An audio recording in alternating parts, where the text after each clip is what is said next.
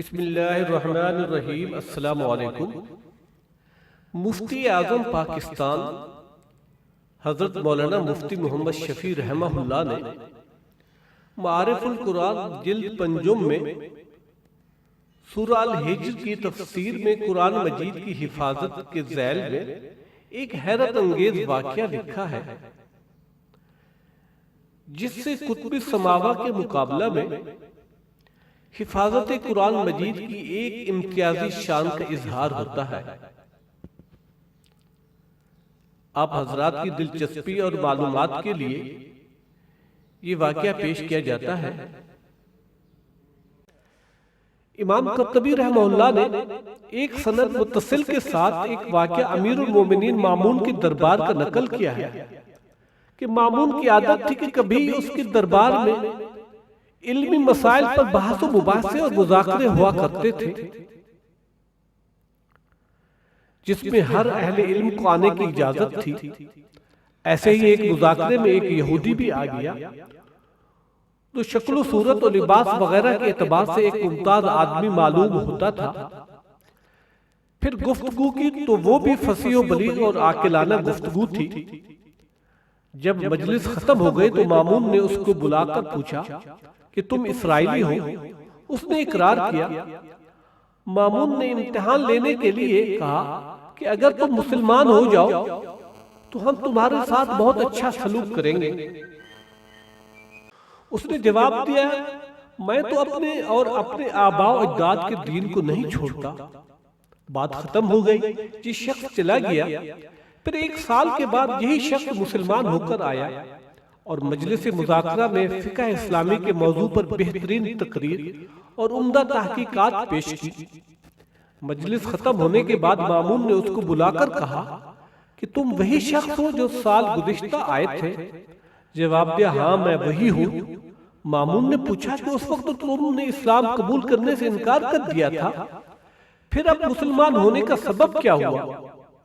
اس نے کہا کہ میں یہاں سے لوٹا تو میں نے موجودہ مذاہب کی تحقیق کرنے کا ارادہ کیا۔ میں ایک خطاط اور خوش نویس آدمی ہوں، کتابیں لکھ کر فروخت کرتا ہوں تو اچھی قیمت میں فروخت ہو جاتی ہیں۔ میں نے آزمانے کے لیے تورات کے 3 نسخے کتابت کیے، جن میں بہت جگہ اپنی طرف سے کمی بیشی کر دی، اور یہ نسخے لے کر میں کنیسہ میں پہنچا۔ یہودیوں نے بڑی رغبت سے اس کو خرید لیا۔ پھر اسی طرح انجیل کے 3 نسخے کمی پیشی کے ساتھ کتابت کر کے نصارہ کی عبادت خانے میں لے گیا۔ وہاں بھی عیسائیوں نے بڑی قدر و منزلت کے ساتھ یہ نسخے مجھ سے خرید لیے۔ پھر یہی کام میں نے قرآن مجید کے ساتھ کیا۔ اس کے بھی 3 نسخے عمدہ کتابت کیے، جن میں اپنی طرف سے کمی پیشی کی۔ ان کو لے کر جب میں فروخت کرنے کے لیے نکلا تو جس کے پاس گیا اس نے دیکھا کہ صحیح بھی ہے یا نہیں۔ جب کمی پیشی نظر آئی تو اس نے مجھے واپس کر دیا۔ اس واقعہ سے میں نے یہ سبق لیا، یہ کتاب محفوظ ہے اور اللہ تعالیٰ ہی نے اس کی حفاظت کی ہوئی ہے، اس لیے مسلمان ہو گیا۔ قاضی یحییٰ بن اقسم اس واقعہ کے راوی کہتے ہیں کہ اتفاقاً اسی سال مجھے حج کی توفیق ہوئی۔ وہاں سفیان بن عینیہ سے ملاقات ہوئی تو یہ قصہ ان کو سنایا۔ انہوں نے فرمایا کہ بے شک ایسا ہی ہونا چاہیے، کیونکہ اس کی تصدیق قرآن مجید میں موجود ہے۔ یحییٰ ابن اقسم نے پوچھا، کون سی قرآن کی آیات ہے؟ فرمایا کہ قرآن عظیم نے جہاں تورات و انجیل کا ذکر کیا ہے اس میں تو فرمایا بِمَسْتَحْفَظُوا مِن کتاب اللہ، یعنی یہود و نصارہ کو کتاب اللہ تورات و انجیل کی حفاظت کی ذمہ داری سونپی گئی۔ یہی وجہ ہوئی کہ جب یہود و نصارہ نے فریضہ حفاظت ادا نہ کیا تو یہ کتابیں مسخ و محرف ہو کر ضائع ہو گئیں۔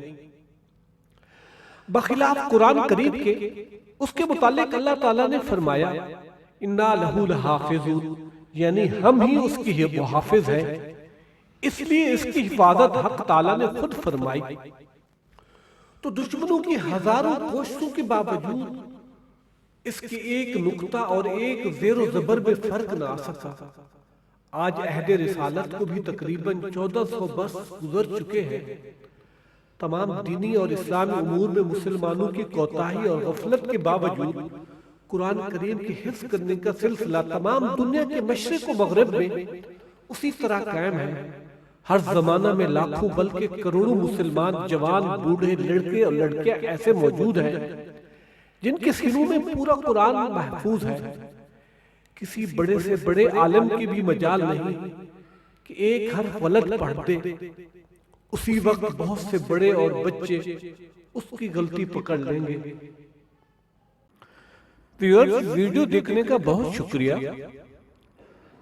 مزید معلوماتی ویڈیوز کے لیے ہمارے چینل انفو گائیڈ کو سبسکرائب کیجیے اور بیل آئیکن کو کلک کر دیجیے تاکہ ہمارے آنے والی نئی ویڈیوز کا نوٹیفیکیشن آپ کو ملتا رہے، اور ہماری ویڈیوز کو لائک اور شیئر کیجیے۔ شکریہ والسلام۔